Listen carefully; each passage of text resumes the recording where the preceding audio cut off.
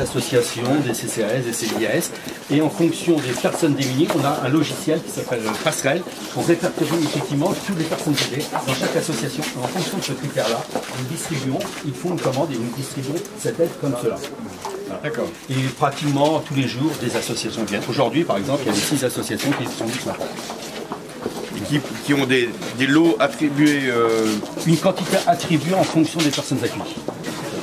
C'est vous qui faites le... C'est nous qui préparons en fonction effectivement de leurs critères de sélection. Le président du conseil départemental, très attaché au département, et tous ceux qui ici représentent la banque alimentaire, à la fois au niveau national et au plan local.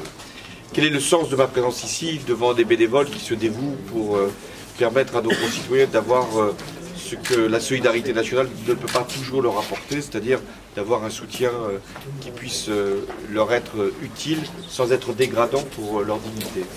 C'est de mettre en valeur ce que la loi, effectivement, Tite Garot, a pu générer comme ressources supplémentaires. Comme vous l'avez très bien dit, ces banques alimentaires existaient depuis déjà longtemps.